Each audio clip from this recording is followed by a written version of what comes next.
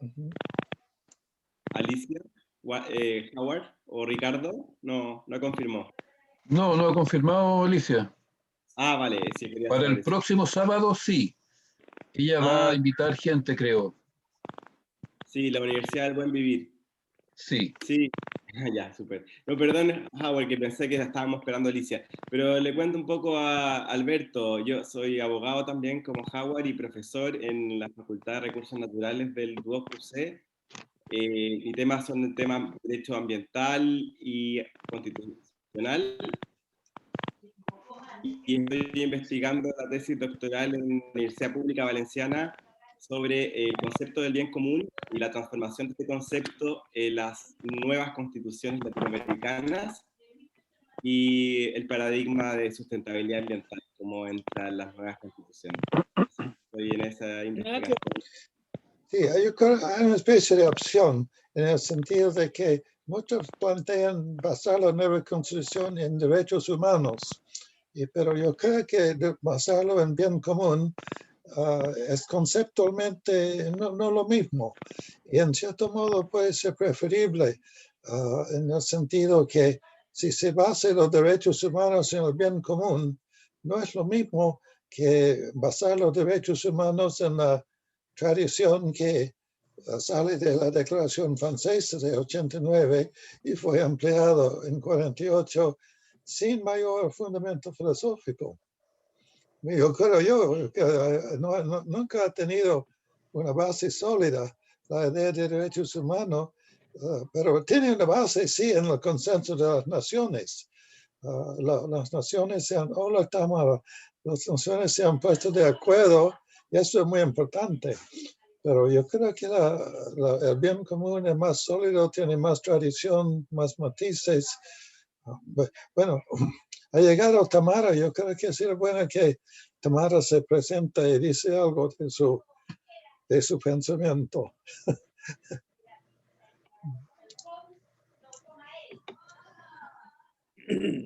Ahí sí. Buen día. Nos habla de Magallanes, al sur de Chile.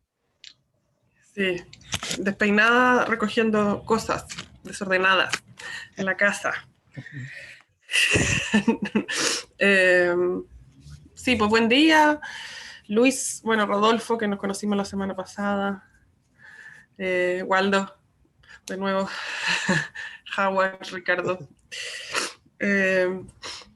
Mi nombre es Tamara, estoy hablando, como dice Howard, desde Patagonia, chilena, la región de Magallanes y Antártica chilena. Soy de acá, mi familia, mi paterna es de acá, ahora estoy, lo que se ve atrás es un cuadro que pintó la hermana mayor de mi papá en los años 80, una familia de tradición política de izquierda, y ahora habitando la casa de mis difuntos abuelos y abuelas, acompañando a una amiga de la infancia que va de candidata como convencional constituyente acá en Chile, representando a la región de Magallanes. Ella va independiente, militó en el socialismo cuando era más chica. Somos chicas, nosotros tenemos 37 años, pero a los 20 la Daniela militó en el partido por tradición familiar, y como que la engancharon, fue concejala por el Partido Socialista, y en la mitad del camino de ser concejala renunció al partido, y ahora el Frente Amplio, específicamente Convergencia Social, le ofreció un cupo como independiente en su pacto con los comunistas.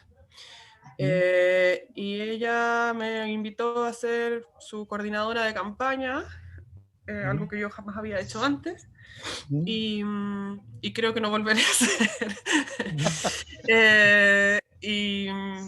Así que enlazando mundos, eso siento, como enlazando mundos de mi práctica de política doméstica, de política de la vida cotidiana que llevo los últimos 5 años, a las prácticas de políticas públicas que tiene la Daniela.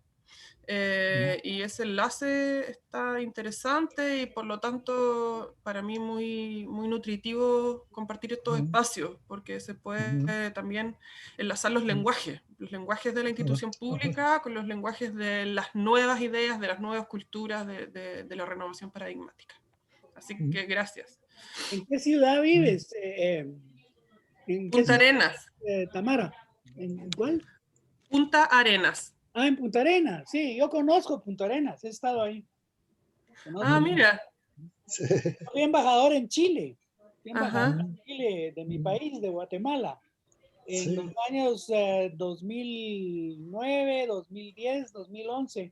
Tiempos de Michelle Bachelet, el primer gobierno de ella, y de Piñera, cuando Piñera la sustituyó en el 2010. Y estuve Ajá. para el terremoto en 1980, perdón, en 2010. Es que estuve también en el terremoto de México en 1985 y en el de Guatemala, mi país, en 1976. O sea que ya llevo 3 terremotos en mi vida. ¿Ah? No, no tiene pensado venir, ¿no? No. Ah, Cuéntanos, Waldo. Sí, bueno, Waldo, yo ¿tú quieres estoy... decir algo de... ella es, Waldo es, entre otras cosas, nuestro enlace con los evangélicos progresistas de Chile.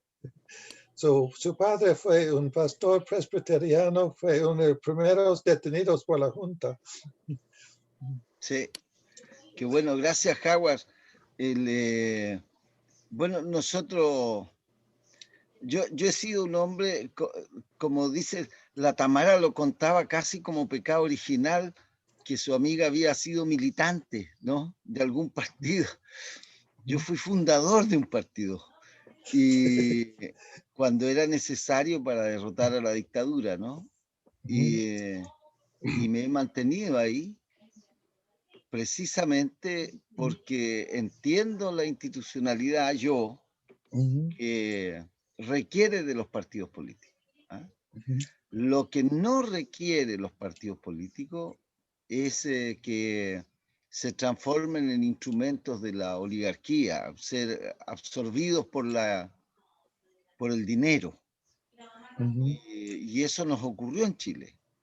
Entonces algunos y algunas decidieron, para no estar cerca o no ser cómplice de eso que estaba ocurriendo, salir de los partidos.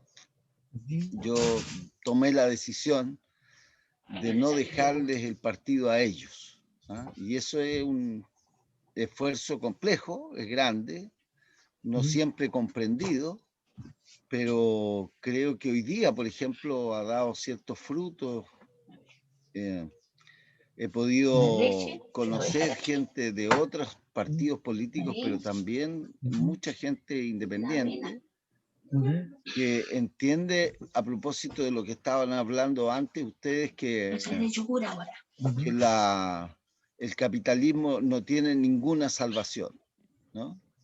Y lo escribió Marx en su tiempo, ¿no? Esto lleva el coronavirus en su interior, que es la avaricia. Y me da la impresión que estamos viviendo el resultado de eso, ¿no? El resultado ha sido que la avaricia ha ido ganando al punto que hoy día el 1% del mundo maneja el 90% del mundo. Entonces, ayer escuchaba a alguien que hizo la frase que a mí más me ha representado. Hace ya tiempo la había escuchado, pero ayer la escuché de nuevo. Dice, cuando una célula en el cuerpo crece sin hacerlo sistémicamente, nosotros le llamamos cáncer. Y ocurre eso cuando hay una acumulación, una avaricia, que hace que un 1% de este cuerpo termine siendo absorbido por ese mal. Entonces, claro, eso sí lo ligo yo con la tarea de evangélico, que es claro, es algo que me llegó de la historia, de mis ancestros, pero que he aprendido a quererla y asumirla como propia, ¿no? No hay rico que vaya a entrar al reino, ni siquiera cuando las hojas de la aguja, el ojo de la aguja sea más ancha. No existe ninguna posibilidad.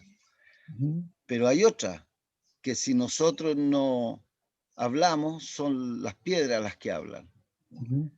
Entonces, los cristianos tenemos esa tarea, ¿no? De hablar, de convencer, de redistribuir, de buscar la manera de redistribuir. Y en eso Howard ha sido para mí un ejemplo muy grande, porque él nos ha enseñado a muchos de nosotros, acá en Limache, a que hay otras formas de redistribución, que no necesariamente son el que hagamos crecer la célula que representa al Estado, sino que podemos hacer crecer el cooperativismo, la colaboración. Eso puede ser mucho más efectivo para salvarnos de lo que estamos. Eso por un lado, digamos. Ok.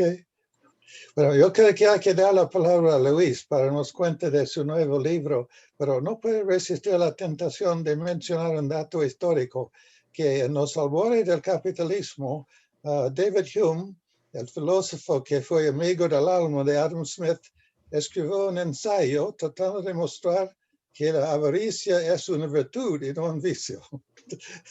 Bueno, Luis, por favor, nos cuenta de eso, de su libro, de su sabiduría en general. Bueno, muchas gracias, Howard. Efectivamente, yo he terminado recién un libro que se los puedo enviar a todos por PDF, porque lo tengo en PDF, todavía no está publicado en papel, digámoslo así, pero ahora la forma más práctica de intercambiar este tipo de trabajos intelectuales es por medio del sistema electrónico y enviarlo en digital. Así es que lo puedo enviar.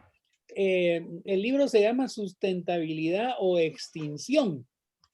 Y he estado con la duda de si ponerle como subtítulo el significado del antropoceno, o bien es otra posibilidad que tal vez me estoy inclinando por ella, con un signo de interrogación, antropoceno, o sea, sustentabilidad o extinción, y luego con signo de interrogación, antropoceno, el fin del capitalismo salvaje, ¿verdad? El fin del capitalismo salvaje. Entonces, es un título más llamativo, más provocativo, pero que además es lo que yo defiendo en mi libro.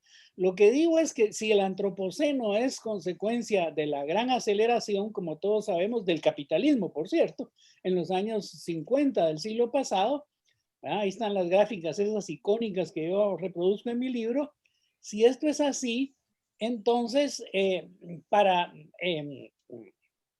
terminar con el peligro que representan las consecuencias de la gran aceleración, que se traduce en cambio climático y en calentamiento global. Si el calentamiento global continúa, si el cambio climático continúa a la velocidad que ya tiene, ¿verdad? Por eso la idea de gran aceleración del capitalismo va en todo sentido, ¿verdad? En construcción, en urbanización, en construcción de represas, en hidroeléctricas por todas partes del mundo, en incremento del Producto Interno Bruto, crecimiento, todas estas cosas que sabemos, ¿no?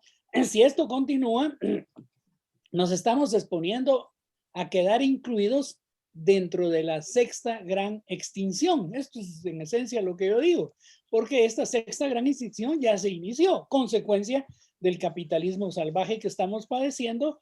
Lo más grave es que ahora los seres humanos, nuestra especie, puede quedar incluida dentro de la gran extinción que ya estamos padeciendo, entre otras razones por el asunto de los virus y de la pandemia, que es muy, muy serio. Yo lo cito en mi libro, investigaciones científicas muy serias, en donde se habla de cómo el derretimiento de los glaciares, por ejemplo, en las alturas del Tíbet, está produciendo que aparezcan virus que estaban congelados y que vuelven a vivir ¿verdad? Y que no sería raro que alguno de estos fue a aparecer por alguna razón, o al laboratorio de Wuhan de los chinos, o al mercado de animales, ¿verdad? Y el pangolín, o todas estas cosas que ya sabemos, ¿verdad? O los murciélagos, en fin, o los pescados congelados, camarones, en fin, las hipótesis que hay.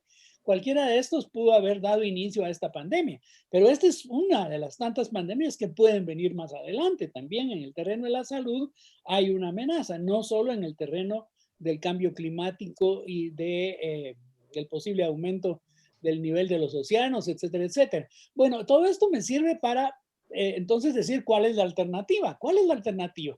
Entonces ahí comencé a estudiar a Richard, con su planteamiento de economía social solidaria, pero no solo a Richard, a Howard Richards, por supuesto, a Howard Richards, estoy hablando de Howard.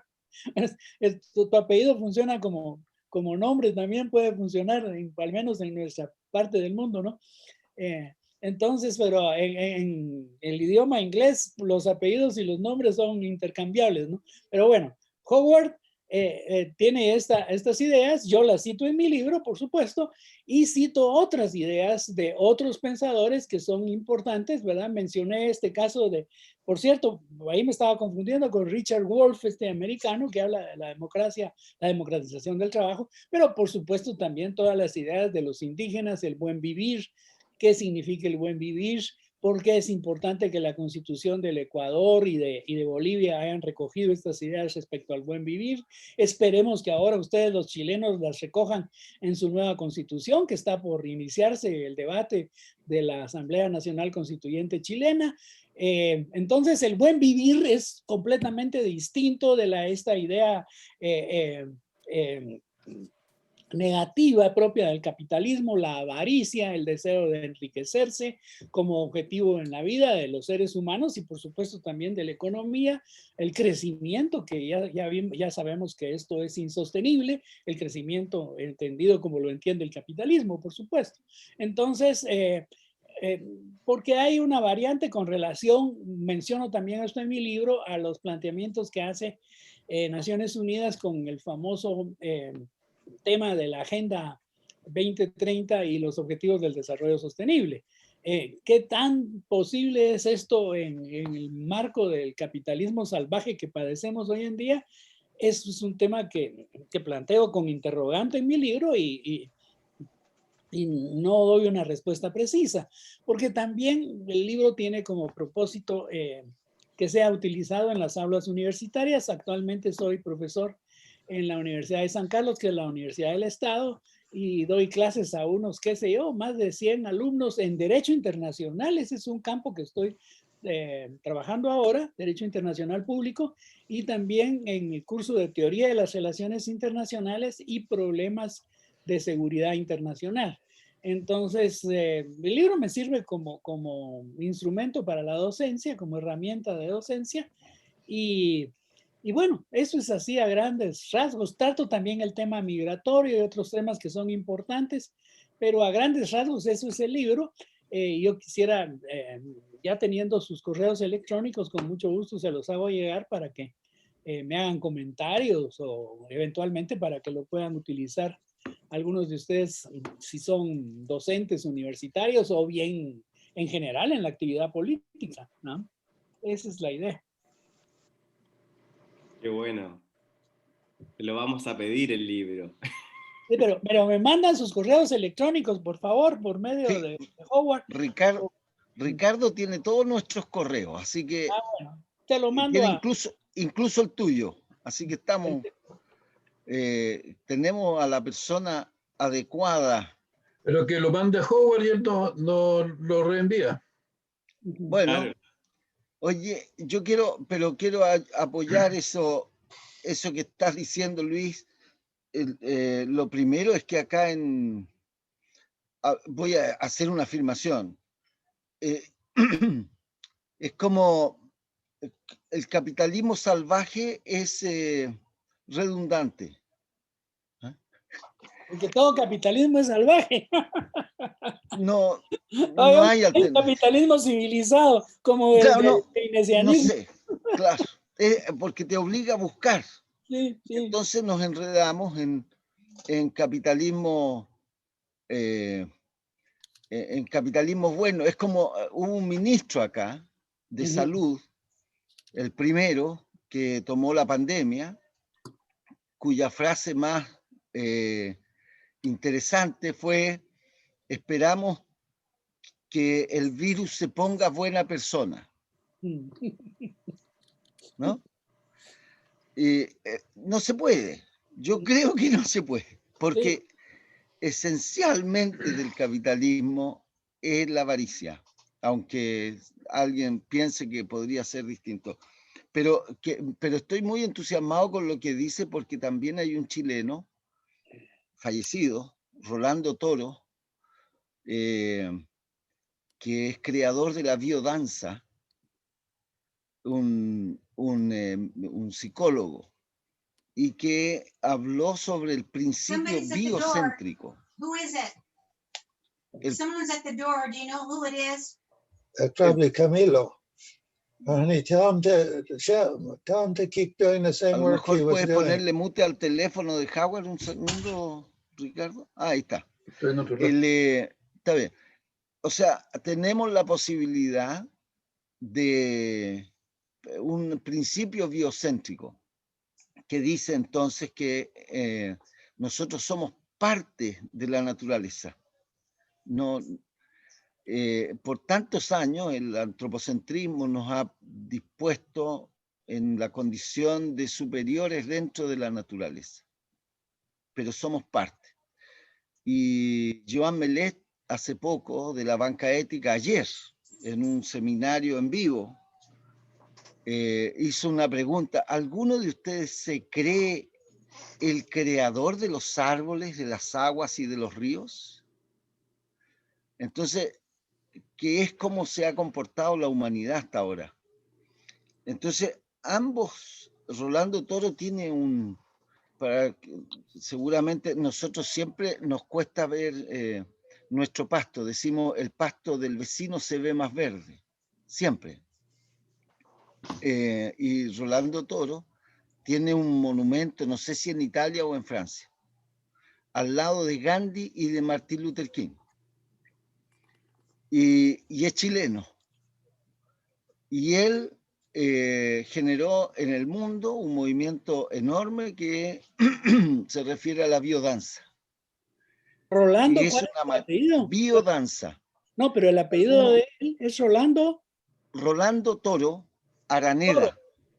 Toro Araneda. Toro Araneda. Ajá, sí. Toro Araneda, Rolando. Y es la biodanza, ¿verdad? De los mismos tiempos de Gastón y de Howard, Gastón Sublet y Howard. Yo creo que lo conocieron en Santiago en esos años. Fue profesor en la Católica de Chile en algún momento. Amigo de la Lola Hoffman, que era amigo de Gastón. En fin, yo creo que lo conocieron. Y la tarea que él plantea es que la primera tarea que tenemos que proponernos es darnos cuenta que no somos los creadores del universo, sino parte de esa creación. Él no usa mucho el término creación, pero claramente habla de somos parte de la vida. El universo existe porque hay vida, ¿no? Y por eso se llama el principio biocéntrico. Ese principio ha sido muy interesante, tomado por el movimiento de la Madre Tierra y la naturaleza. Es un movimiento internacional. En Guatemala tiene mucha presencia, en Colombia también, en Ecuador, y fueron parte de los que apoyaron la elaboración de la Constitución ecuatoriana y boliviana. Yo he hecho una crítica a ese movimiento o a las ambas constituciones. Esto de ser abogado a uno le ayuda a meterse en esos temas, y aprovechando que la Tamara está ahí apoyando a una candidata constituyente, he puesto mucho énfasis en que estas constituciones tienen un preámbulo maravilloso, ¿no? Donde habla de la vida y habla de esta palabra aymara o quechua y mapuche, en fin, que el buen vivir. It's Aníbal, and ha you owe tenido him un límite. 10,000 pesos for hojas. Okay, you want to take the money out of my wallet? Ha tenido un límite, y es que It's in the drawer. ninguno de esos preámbulos ha desarrollado el concepto de vinculante. Y por eso el proyecto que nosotros hemos elaborado y hemos planteado como preámbulo constitucional para Chile, termina diciendo que es un preámbulo vinculante, es decir, jerárquicamente superior. Si Kelsen la viera, diría, le agregaron algo a mi pirámide. O sea, es una constitución que tiene un superior, y ese superior es el preámbulo. Si nosotros logramos ese preámbulo donde, por ejemplo, en Chile podemos decir que somos no un pueblo, sino varios pueblos. Algunos dirán somos pueblos naciones, otros no sé. Esa es una discusión.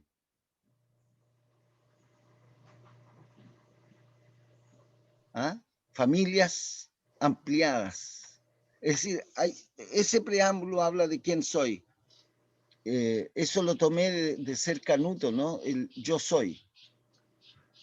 Cuando Moisés le pregunta a Dios de parte de quién vienen las tablas, y Dios le da un palíndromo, yo soy. Creo que es lo que tenemos que preguntarnos nosotros, nuestra identidad. Yo soy. Y después, el reconocimiento de los derechos. Reconocer también es un palíndromo. No hay posibilidad de amar si no hay otro, si no hay otra. Y como Dios es amar, estoy hablando como Canuto o como cristiano. Si es amar, entonces un verbo, como dice Arjona, de manera grosera, pero lo dice. Si nosotros logramos eso, vamos a reconocer, por ejemplo, los derechos que tiene. Si lo digo en quechua, nadie se va a enojar, la Pachamama. Pero si lo digo en español, la Madre Tierra, todos comienzan a preguntarse qué cosa rara es esta. Entonces, los derechos de la Madre Tierra son fundamentales, porque ya la humanidad, y no le estoy echando la culpa al capitalismo, porque creo que es la humanidad, el patriarcado, es decir, hay mucho que ha terminado por obligarnos hoy día a preguntarnos cuáles son los derechos de esa otra parte del universo que no somos los seres humanos. Pasar del antropocéntrico al biocéntrico me parece súper interesante en tu libro. Disculpen si me extiendo, pero Howard comprende que he estado callado muchos meses en campaña, estudiando, pero muchos meses tratando de descubrir esta nueva manera, esta nueva esperanza que para mí ha significado, siendo cristiano, el biocéntrico, el principio biocéntrico. En eso estoy. Sí, mira, estoy totalmente de acuerdo contigo. Efectivamente, incluso en mi libro yo trato esa diferencia que hay entre el approach, la aproximación biocéntrica que tiene la Constitución del Ecuador, que es distinto respecto a ese enfoque antropocéntrico que tiene la Constitución de Bolivia, porque ahí hay una diferencia y ha habido un debate, ¿no? En torno a qué aproximación, qué enfoque es mejor, es superior, y muchos de los estudiosos de la materia dicen es mejor el del Ecuador respecto a Bolivia. Sin embargo, en la práctica política les está yendo mejor hasta ahora a los bolivianos que a los ecuatorianos. Vamos a ver qué pasa con la segunda vuelta de Ecuador ahora en este mes, es justamente, y quién gana las elecciones, ¿no? Y finalmente yo creo que la segunda vuelta ya no va a ser con Pachacuti y con el candidato Pérez, ¿no? De Pachacuti, perdón, sí, de la CONAIE y de los pueblos originarios. Sí, eso. Pero es una cuestión muy interesante lo que has dicho. Yo he tratado de plantear las cosas de otro modo, como dándole el beneficio de la duda a un cierto capitalismo, llamémosle, no salvaje, al capitalismo keynesiano, al capitalismo que planifica, al capitalismo de la tradición de Roosevelt y de los partidos socialdemócratas europeos, etcétera, porque finalmente en mi país, que es mucho más atrasado bueno, Chile yo creo que ya casi es país desarrollado, o por lo menos eso dice Piñera, que va a lograr que sea país desarrollado, decía en su programa, ¿no? Pero sí, comparado Chile con Guatemala, te digo, bueno, nosotros estamos todavía en la Edad Media, ustedes ya están en la Edad Moderna, entonces estamos mucho más atrasados acá en mi país, no voy a explicar eso por qué, pero realmente es una situación terrible, sobre todo la que estamos padeciendo y viviendo en este momento. Entonces, acá en este país, tú no puedes entrar en choque directo contra la oligarquía nacional, porque es una oligarquía tan salvaje. Antes mataban a los intelectuales, ahora no, ahora hay una guerra legal y cosas así, pero es siempre mucho más difícil. Entonces, eso me sirve a mí como para abrir la posibilidad de diálogo con las élites nacionales, que siempre es importante tenerlo, porque ustedes lo van a tener ahora en su asamblea constituyente. Entonces, a eso obedece que yo adopte esa posición, pero por supuesto que yo estoy de acuerdo con la idea de que el capitalismo tendrá que desaparecer, pues, y ser sustituido por completo por una nueva forma de organización económica y social a escala mundial, pues no solo a escala nacional de cada país. Sí. Yo te quería hacer una pregunta, Luis. Sí, dime. Sí, porque, bueno, estoy muy interesado personalmente en tu libro y porque choca con mi estudio que estoy también realizando sobre con la sustentabilidad como concepto esencial para el bien común en en la visión postmoderna.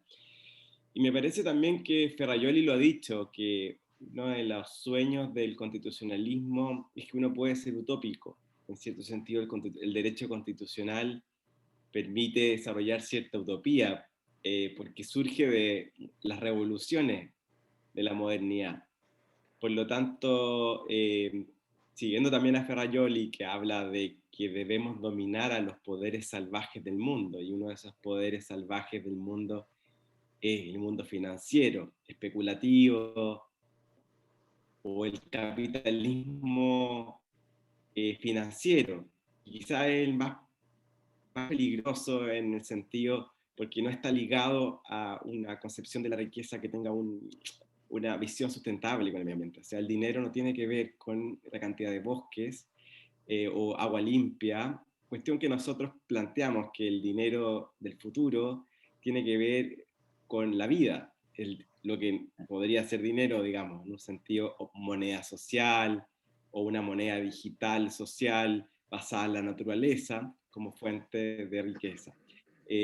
Otras formas de economía, no es otro capitalismo lo que estoy hablando, otra dimensión de una economía sustentable, radicalmente humana y no antihumana como la que tenemos, que al final le hace el daño a la tierra y a nosotros mismos. Como decía Waldo,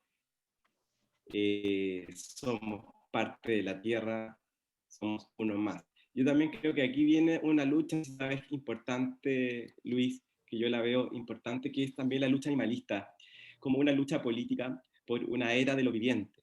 La era anterior, estoy siguiendo a Corinne Peluchon, una filósofa francesa que desarrolla esta teoría muy interesante, se les recomiendo, un libro que se llama Manifiesto Animalista, chiquitito pero bien profundo, que tiene que ver con este ecologismo, ¿no es cierto?, que mira también a los animales y a las formas de vida no humanas con ciertos derechos, ¿no es cierto? Y por eso yo también creo que es importante lo que tú dices, Luis, respecto a la Constitución ecuatoriana, a objetivizar los derechos de la naturaleza, como, ¿no es cierto?, como un sujeto de derecho, donde las entidades de la naturaleza, como los ríos, los volcanes, los bosques, tienen una identidad y son susceptibles de ser subjetivamente sujetos del derecho, no objetos del derecho como el derecho romano, ¿no es cierto? Nuestra tradición jurídica ha sostenido y es la base del capitalismo, que es la tradición romana, y ahí yo coincido siempre con Howard y con la crítica a Kant y a la teoría jurídica occidental, en ver toda la naturaleza como un objeto, cuando esa separación de objeto-sujeto, al parecer, hoy día ya es imposible. Entonces yo te quería preguntar cómo ves tú la lucha animalista en un contexto de sustentabilidad, como tú lo planteas. Tu libro lo voy a necesitar para la tesis, así que te lo voy a pedir. Y también ofrecerte, nosotros tenemos una editorial social que se llama ebooksdemocratia.com, donde tenemos un libro de Howard publicado, y es una editorial digital, carbono neutral, social, sin fines de lucro, para difundir. Es una plataforma, entonces también ofrecerte esa plataforma para este libro tuyo. Ese.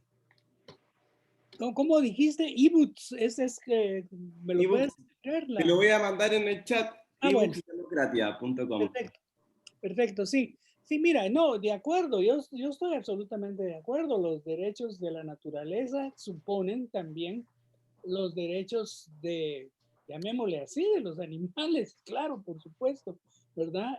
Somos parte del mundo animal, los seres humanos. Que hayamos pretendido considerarnos diferentes es otro problema, ¿verdad? Pero derivado de la filosofía precisamente del racionalismo, del positivismo de la edad moderna, y ahí vino ese distanciamiento de el ser humano, esa alienación, como la llamaba Marx, ¿no? Alienación, el ser humano respecto al mundo natural, aunque por supuesto la perspectiva de Marx era diferente porque era una perspectiva de orden, llamémosle estrictamente económico, si lo queremos ver así. Y por cierto, aquí les menciono como paréntesis que en el terreno macroeconómico del gran capitalismo mundial, yo menciono en mi libro, porque eso también es un enfoque que debería estudiarse, ¿qué se hace a nivel de la macroeconomía mundial? Porque mencionaste, Rodolfo, el tema del capitalismo financiero, fue Baldo el que lo mencionó también, que es el que domina actualmente en el mundo. Entonces, las perspectivas de quienes están por esa reforma a ese gran nivel macroeconómico, que yo cito en mi libro porque son muy interesantes, son las de Yanis Varoufakis en Europa, pues el líder del movimiento Diem, Democracia en Europa ahora, ¿verdad? Que han fundado un partido europeo, y también a Thomas Piketty, el francés, ¿no? Que el último libro, sobre todo el último libro de Piketty, que es de este año, de ahora, del 2021, ya está traducido al español, es un libro que yo diría que vale la pena también que se estudie, porque es, de alguna manera es continuidad, aquí lo tengo, se los muestro, Capital e Ideología, ya está publicado en español, ¿verdad? Vale la pena leerlo, porque ahí él lo que propone, Piketty lo que propone es un mecanismo, él le llama así, mecanismo global de reciclaje de excedentes, en la perspectiva de lo que planteaba Keynes, el famoso John Maynard Keynes, ¿no? En la época, al final de la Segunda Guerra Mundial, pero claro, es una perspectiva reformista del capitalismo, por supuesto, pero bueno, hay que estudiarlo, y también lo de Piketty, que es impuestos, ¿no? Impuestos. Él lo que habla es de la necesidad de poner impuestos a los más ricos para redistribuir, reformas fiscales entonces, ¿no? Pero bueno, eso le tocará a los economistas o a los que trabajan la parte económica de la nueva constituyente en Chile, ¿verdad? Pero definitivamente son cosas que hay que tomar en consideración. Ahora, volviendo a la pregunta que me hacías, es decir, cómo en esta perspectiva del ser humano como parte de la naturaleza, y no como un ente viviente separado de ella, tal vez yo lo menciono en mi libro también, a quien hay que recurrir también, aparte de los planteamientos que hacen los pueblos originarios, ¿no? Tanto de América Latina como de otras partes del mundo. Pero yo diría que vale la pena releer a James Lovelock, el autor de la teoría de Gaia, ¿no? Del considerar la Tierra como un superorganismo viviente, ¿verdad? Gaia. Entonces, vale la pena porque esto nos hace reflexionar en que la naturaleza es lo más importante, pues es la perspectiva biocéntrica que ya mencionaba Waldo, ¿no? Entonces, desde ese punto de vista, ¿cómo traducir esa perspectiva en las normas jurídicas y sobre todo en las normas constitucionales, que es el planteamiento que según entiendo está interesado Rodolfo? Bueno, mis capacidades son muy limitadas porque no soy constitucionalista, conozco poco del derecho constitucional. Ahora estoy trabajando en derecho internacional, no en constitucional, pero no cabe duda que deben haber modalidades de que esto se traduzca en normas constitucionales. De algún modo, los ecuatorianos lo dejaron plasmado y creo que es un buen intento el que han hecho, con dificultades, pero bueno, ¿verdad? No, eso era de esperarse que iban a haber dificultades enormes. Ya vieron el retroceso que sufrió Ecuador en el terreno político y de quien menos esperaba, porque se supone que era también del partido de Correa y sin embargo, bueno, todos estamos al tanto de lo que ocurrió ahí.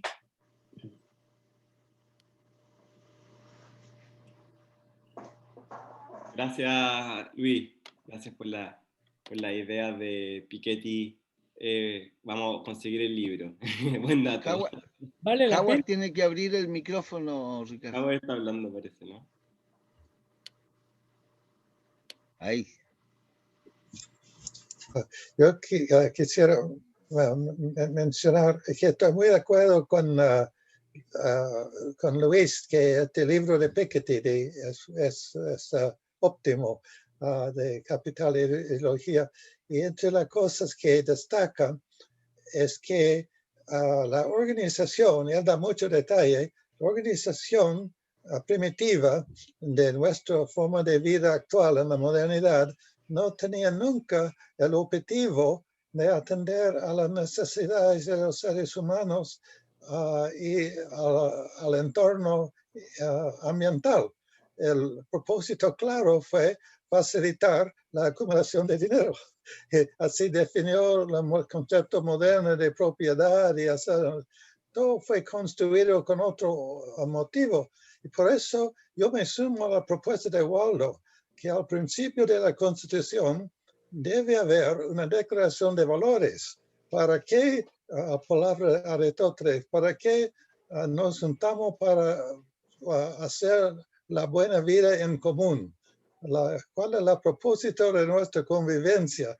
Porque claramente el sistema actual no tiene el propósito que se supone, que es el bienestar, el bien común de los humanos en armonía con la naturaleza. Y se sigue mucho de la jurisprudencia, lo que se llama la jurisprudencia constitucional, parte del llamado contrato social del siglo XVIII, que es un mito que nunca tuvo como propósito atender a nosotros los seres humanos para tener un buen vivir, como se dice.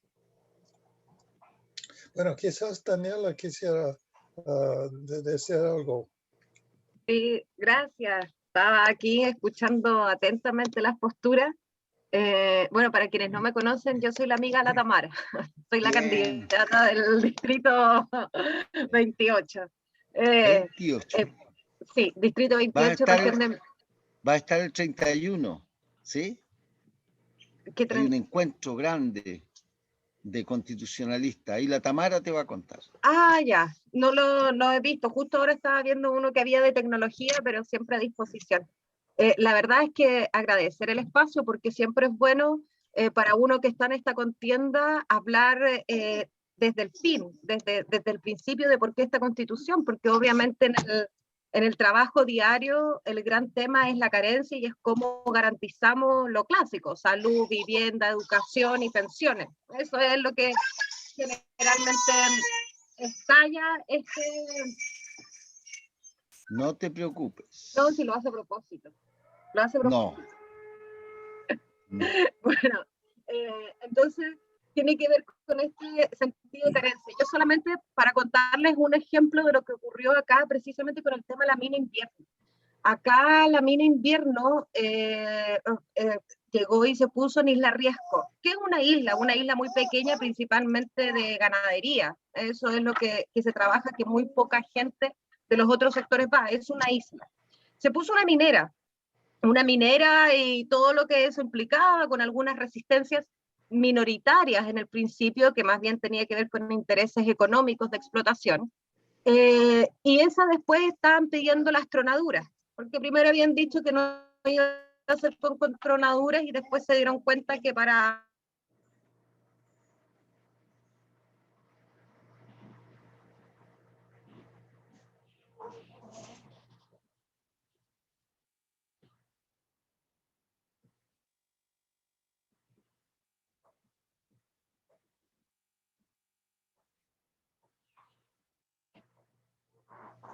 Con una constructora me van a pagar 300, me van a pagar 400.000 pesos. Y la gente estaba dispuesta a asumir el costo que reventaran la isla, reventarla, porque eso es, al final, ¿cuántos viven ahí? Y ese era el discurso potente de las familias de acá. Revienten la isla y paguen a los que nos tienen que pagar.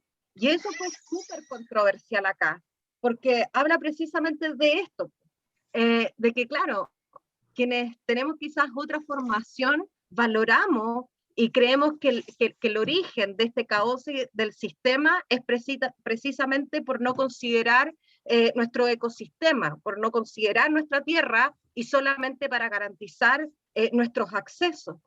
Y el gran problema que tenemos hoy día en Chile, y por ejemplo acá en la región, es que más allá de este nuevo pacto social, la gente lo que quiere es que le den plata, que pueda ir al mall, que pueda pagar la cuenta y que le llegue.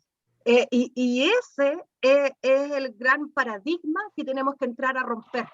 Y la verdad es que es súper complejo romper con ese paradigma, además que uno es candidata, porque si yo hablo con todo esto, la gente va a quedar, pero ¿qué quiere? No, pues si yo lo que quiero es mi pensión.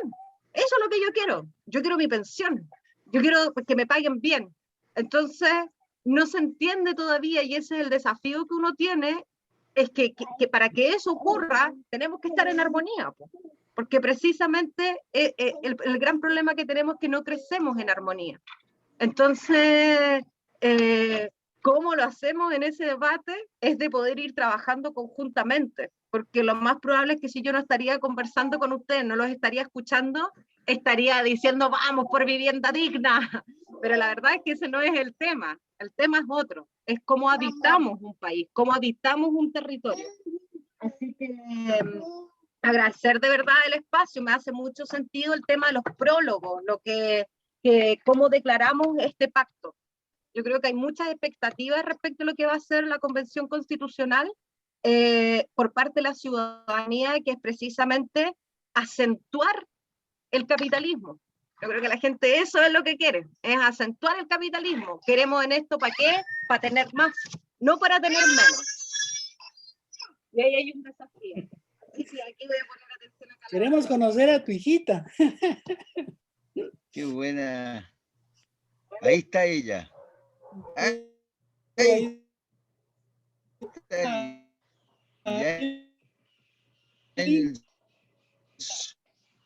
Qué linda. Para ella estamos conversando. A veces uno se olvida del para qué, ¿no? Que participe también. Mire, no Sí, me pues. incluso para que la consideren para el preámbulo de la nueva Constitución, ¿por qué no la referencia a estos famosos, muy conocidos? Yo los cito en mi libro, por supuesto, también. Cientistas sociales, o como le querramos llamar, chilenos, que son más Manfred Max Antonio Elizalde, que ellos escribieron en 1986. Miren ustedes cuánto tiempo hace ya de eso. El informe que después hizo la señora Brundtland y todo esto está en pues es un artículo que se publicó en la revista Development Dialogue. Si ustedes recuerdan, que es una revista sueca de la Fundación Dag Hammarskjöld, que se llama De desarrollo a escala humana, una opción para el futuro. Entonces ahí ellos plantean todo cómo debería entenderse el desarrollo bien entendido en función del, claro, en función del ser humano. Es decir, la concepción biocéntrica y en función de la naturaleza y de la ecología es más avanzada, es nuestra concepción actual. Pero esta idea de Max Neff y de Oppenheim y de Elizalde de los años 80, el desarrollo a escala humana, de donde viene la idea también del desarrollo humano, es interesante porque la teoría de las necesidades humanas, que como ya les dije, yo también menciono y pongo el cuadro, la matriz de las necesidades humanas que ellos tienen en ese artículo famoso, esta idea de que las necesidades humanas no solo suponen la necesidad de protección, de subsistencia, de tener una vivienda, de tener un trabajo, en fin, todas estas cosas que son legítimas también, porque naturalmente uno tiene que vivir diariamente y esto supone alimentos y casa y trabajo, pero va más allá de eso, porque es la necesidad de participación, la necesidad de identidad, la necesidad de disfrutar del tiempo libre, que también la menciona, necesidad de ocio, dicen ellos,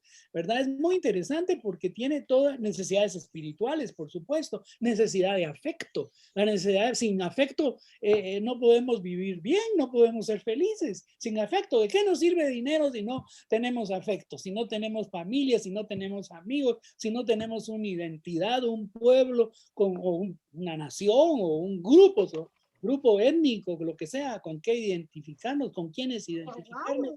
Necesidad de identidad a mí me pareció novedoso que ellos lo plantearan como una necesidad del ser humano en aquella época.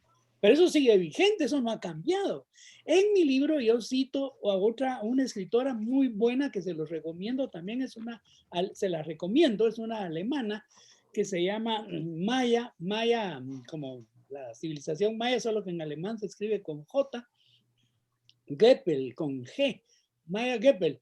Ella tiene un alto puesto ahorita, es la directora o ejecutiva del Consejo Alemán para el Cambio Global y estuvo antes en el Instituto Wuppertal de Medio Ambiente en Alemania y publicó un libro que se llama en inglés The Great Mind Shift, The Great Mind Shift. Y luego dice cómo el desarrollo sostenible va de la mano con el cambio de mentalidad. Entonces, en lo que insiste es en el cambio de mentalidad. ¿Cómo logramos ese cambio de mentalidad para iniciarnos en las nuevas concepciones, las que estamos discutiendo, biocéntricas, que ella habla mucho de Bután, por ejemplo, de este principado el principado o reino en el Himalaya, Bután, que crearon la idea de la felicidad nacional bruta. Dicen ellos, en lugar de el ingreso, perdón, medirle el desarrollo a partir del ingreso económico y del crecimiento, medirlo a partir de la felicidad. ¿Cómo podemos ser más felices? Si tienen un índice de felicidad nacional bruta, los de Bután son un pueblo budista pequeñito, es un pequeño reino que no llega al 1.000.000 de habitantes en el Himalaya, pero es interesante, ella lo estudia y también pone la matriz de desarrollo a escala humana en su libro que es un libro del 2017, ¿verdad? Pone esta idea de los chilenos Neff, Oppenheim y Elizalde de los años 80. Entonces dice que cuando ella lo llevó a la casa editorial le dijeron, pero mire señora, esta matriz y estas ideas son viejas, son de los años 80. Eso le dijo la casa editorial con la que primero fue con su libro, ¿verdad? Después lo llevó a Springer y en Springer sí ya se lo publicaron, que por cierto Springer me va a publicar también mi libro en inglés. Eso se los digo de paso porque por esa relación que tuve con Maya Geppel, etcétera, entré en contacto con Springer, la editorial alemana, ¿no? Entonces ella les contestó, miren, yo no sabía que las ideas venían con fecha de vencimiento, les dijo, con fecha de vencimiento, pero si ustedes lo consideran así, me voy a otra editorial, dijo, porque son ideas vigentes, pues, ¿verdad? A propósito de lo que hablábamos en torno a toda esta problemática, ¿no? Yo quiero hacer un comentario de lo que dice Daniela, que, claro, de la presión que tiene la nueva constitución en un eje, digamos, popular, por así decirlo, ¿no es cierto? Es que yo creo que el gran desafío va a ser educar, y va a ser la educación de la ciudadanía como una de las principales tareas del constituyente también, en la deliberación y participación de la ciudadanía, en la co-construcción de una constitución postmoderna que tiene este enfoque. Entonces, lo que estamos en el déficit, ¿no es cierto? Y el peligro de nuestras democracias, y el tránsito de una democracia tradicional, que surgía en una revolución burguesa, que todos sabemos que tiene que ver con el poder comerciar sin un rey que esté arriba de los comerciantes, así surgieron nuestras constituciones históricamente, junto al Código Civil, al Código de Comercio, pero hoy día estamos en otro paradigma, que ya si no tenemos tierra no tenemos cómo comerciar, y si no tenemos espacio de la naturaleza no podemos vivir, y vamos a tener más virus, y este virus claramente es zoonosis, transmisión de un animal a una especie humana por invasión de un ecosistema. Está casi probado que es eso. Pero yo te quería transmitir que uno de los ejes que yo creo que nosotros tenemos que hablar es de la educación, desde la educación de la paz, primero, como para mantener una democracia, y la educación luego sobre el buen vivir.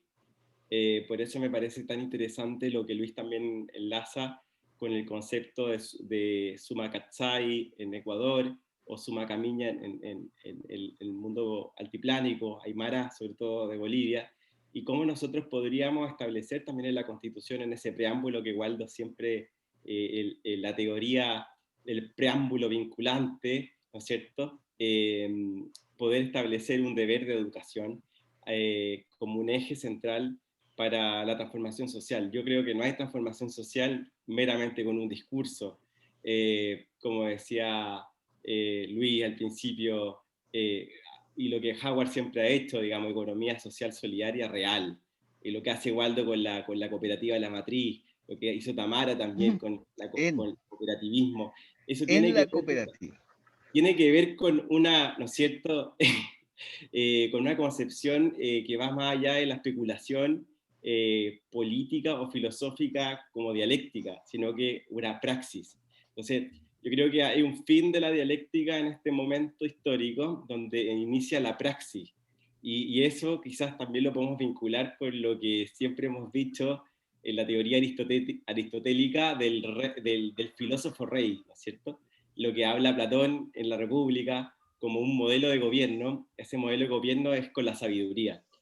Sin la sabiduría quedamos en el tecnicismo, y la tecnocracia ha destruido nuestra naturaleza, nuestras relaciones humanas, y también ha disminuido el papel de la educación a una mera entrega de contenidos e información, cuando la educación humana realmente tiene que ver con un plano ético, espiritual y también de conocimiento, pero todos van unidos. Entonces yo creo que el gran desafío, Daniela, quizás escuchándote, porque yo creo que claramente es como la postura que uno debe encontrar en la calle, ¿no es cierto? Queremos pensiones dignas, queremos, ¿no es cierto?, escuelas de primera categoría como en Noruega, no las queremos así pobres, queremos una educación pública de calidad.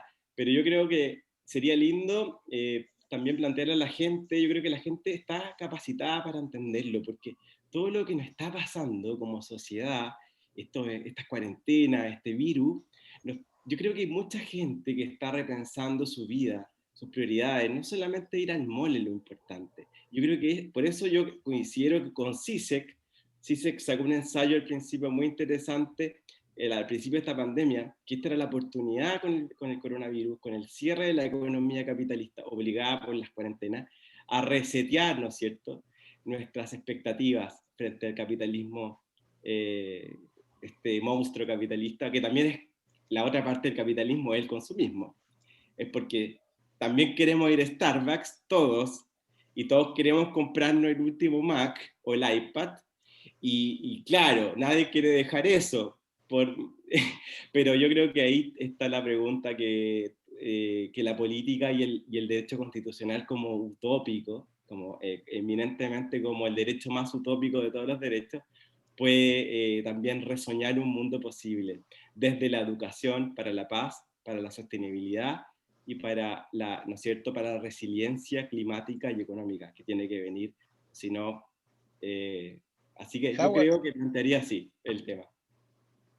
Howard parece que tenía interés en intervenir, Howard. Sí, yo quiero mostrar que los filósofos sirven para algo, para comentar un poco la palabra capitalista.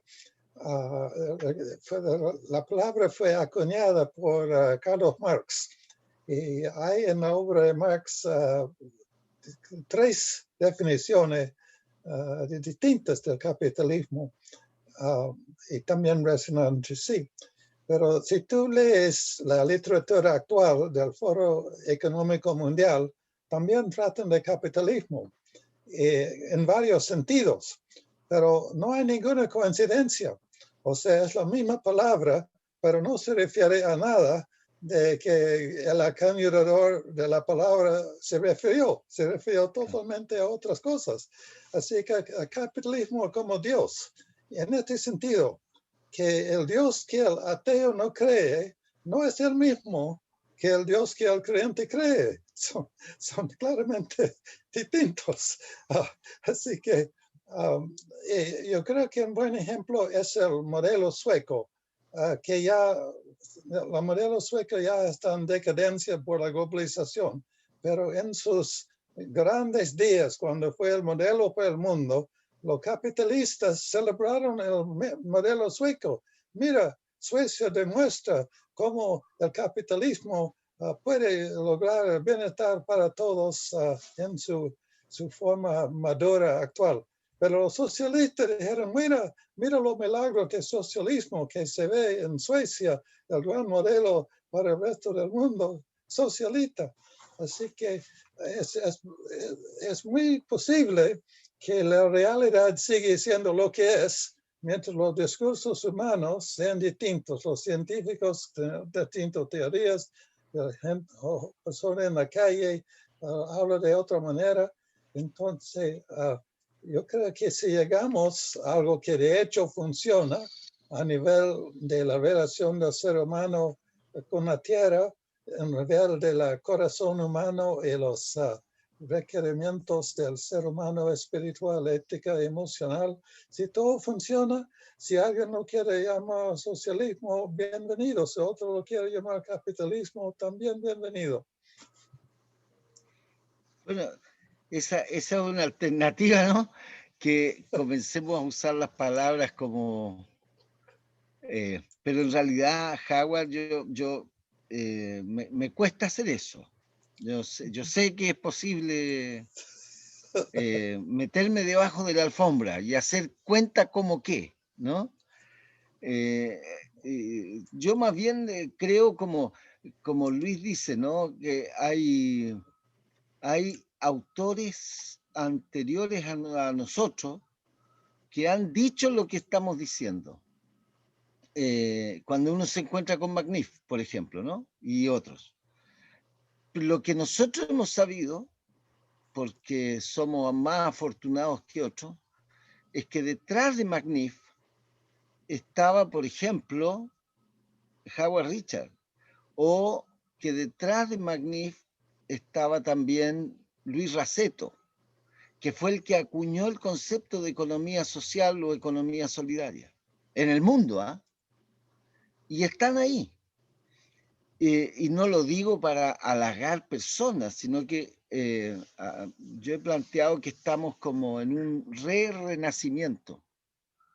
donde hay palabras que no se pueden usar porque causan molestia.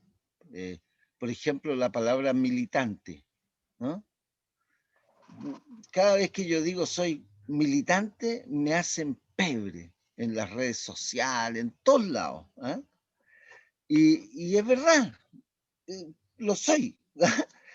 Pero no, yo creo que hay palabras, yo creo que capitalismo, marxismo, son palabras que de verdad hoy día solo tienen un dolor muy grande a alguien.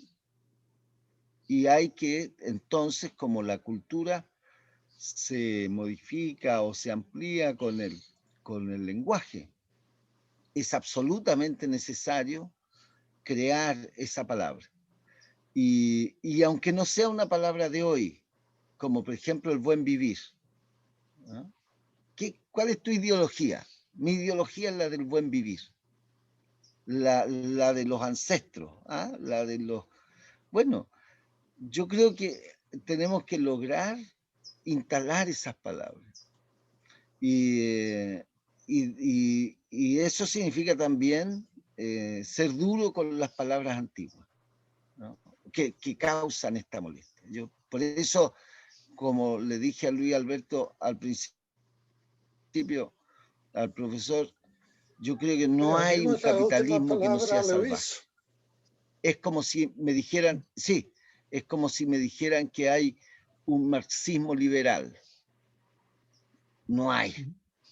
No hay. Sí, bueno, es lo que Piketty le llama los relatos ideológicos y la importancia del relato ideológico. Porque el relato ideológico es el que mueve a la gente, pues. Entonces, si nosotros vamos a construir un relato ideológico alrededor del buen vivir, bienvenido sea. Pero tenemos que hacerlo porque la gente se mueve con base en relatos ideológicos, ¿no? Entonces ahí, pues claro, el capitalismo puede tener diferentes significados, lo mismo el marxismo, etcétera, etcétera, pero que es necesario construir relatos ideológicos, yo diría que ese es el aporte de ese libro de Piketty que se llama precisamente así, Capital e Ideología, ¿no? Por eso vale la pena leerlo, yo diría. Súper, súper, ¿no? Sí. Premio Nobel, ¿no? En su momento. Sí. Como dijo Nelson Mandela, no nos importa si el gato es blanco o negro, siempre que caza la rata. Sí. No, yo reconozco que no me da lo mismo. No me da lo mismo, ¿no?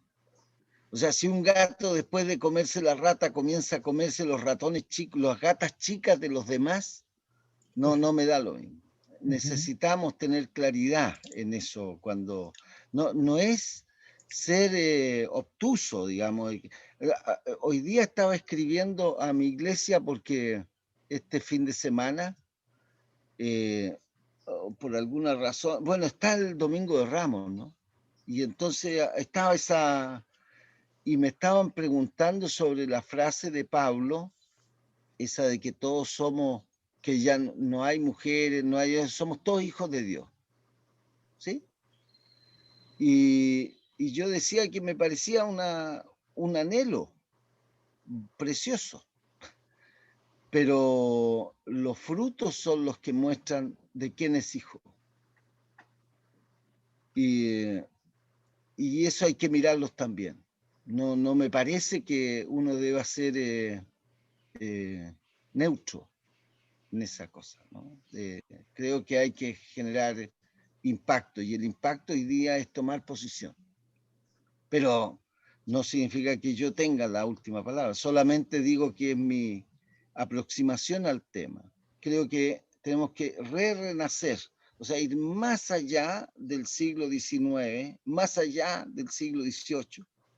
Yo creo que tenemos que llegar hasta las culturas originarias, que menos mal todavía quedan, para hacer el lenguaje ideológico del que nos habla el profesor Padilla. Yo creo que es fundamental lo que él dice. No podemos dejar de hacerlo hoy día, porque si no, como dijo Gastón Sublet, un día la cultura queda vacía. No, la cultura las estructuras, tú y Howard y Gastón lo dijeron, ¿no? Hay un problema con las estructuras cuando la cultura se desmorona. La sociedad se desmorona porque la cultura deja de sostenerla, y eso está pasando hoy día. Yo en eso soy pesimista optimista, como dice. Se desmorona para que puedan hacer una nueva. Y el lenguaje es clave en eso. Oiga, son las 12:25, Howard. Sí, mejor nos despedimos, ¿no? Muchas gracias a todos. Luis, mucho gusto. Igualmente. Pero mira, solo Sí. una Muchas última. gracias a Ricardo por Una grabar todas nuestras observaciones tan brillantes. Quedó grabado. Sí. Me fui al chancho. Ya. Gracias por Luis por visitarnos. No, al contrario, gracias por la invitación, gracias por la invitación. Y solo la última observación respecto a lo que decía Waldo, sí, es la desigualdad el problema central de nuestros días, ¿ves? Ese es el problema central, lo dice Piketty y otros, muchos, por supuesto, ¿verdad? Entonces, si la desigualdad es el problema central, entonces ese es está en el origen de la pobreza y de toda esta problemática, ¿no? Entonces es algo a lo que debemos abocarnos, por supuesto, ¿no? Por eso es que lo que tú mencionabas de que todos somos hijos de Dios, sí, pero desiguales, ¿no? Desiguales. Desiguales, ¿no? El próximo sábado a las 11 se usa el mismo link, Daniela, el mismo link.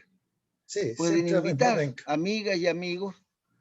Yo estoy en la onda de, la Tamara se va a reír, pero yo estoy en la onda de la política colaborativa.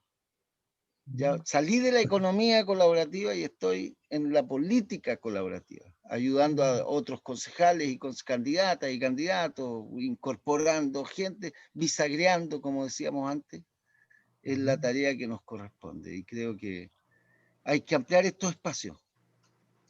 Hay unas conversaciones interesantes en los YouTube, en todo eso, vamos a compartir. Pero el Ricardo tiene todos los, supongo. Bueno, lo más probable es que se posterguen las elecciones y los candidatos chicos como Daniela, como Waldo, van a salir perjudicados porque se les está acabando la platita de la benzina y los otros tienen más plata. No, hay un error ahí, Ricardo. Primero, que Daniela no es candidata chica.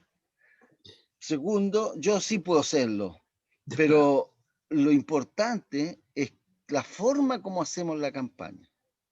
Y Daniela tiene que saber cuántos votos necesita, una cosa práctica, para ser ella la electa o para colaborar en que otra u otro sea electo. O sea, es una tarea de la política colaborativa nueva.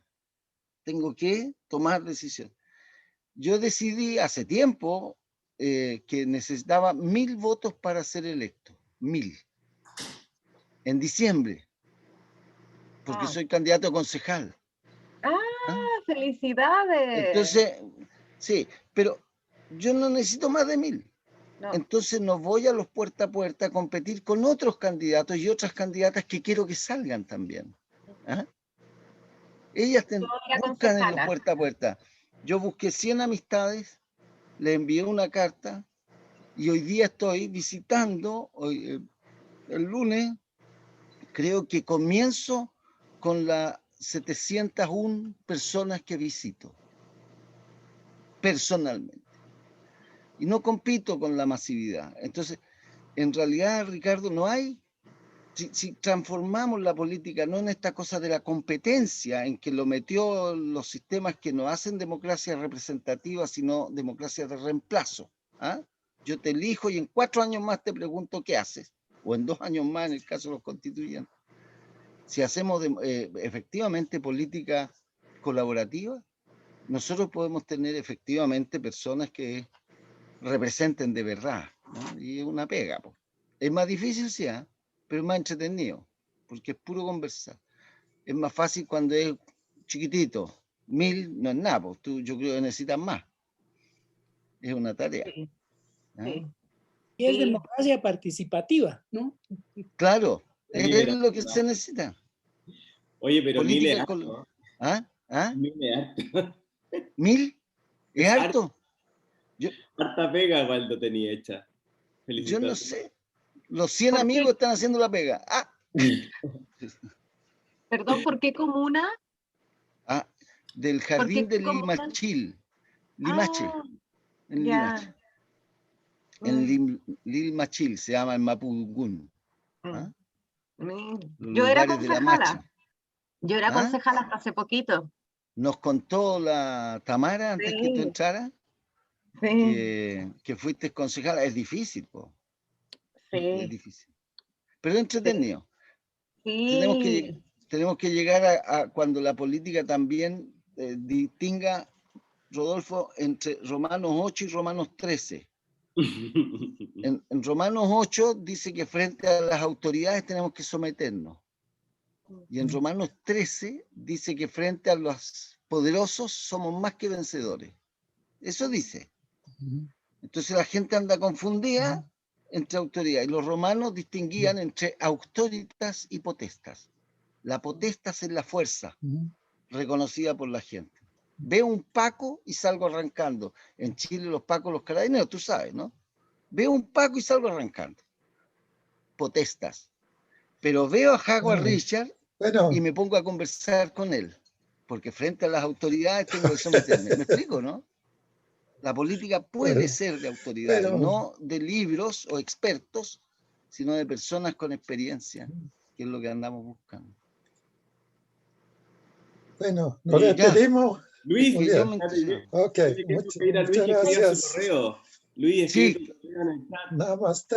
Sí, lo debe Cariños. tener Hasta la Ricardo, otra. seguro, Ah, ya. para que lo ponga. Sí, o Howard te lo manda. Howard manda Muchas correo. gracias, Luis. Chao, Sí, yo Daniela. les envío Mucho el- gusto, Daniela. Se los envío a través de Howard. Se lo mando a Howard. Vale. Eso. Tamara, Que gracias. esté muy bien. Chao, Chao. Ricardo. Gracias. Es que yo me Chau. entusiasmo, la Tamara sabe que me entusiasmo. Ya, chao.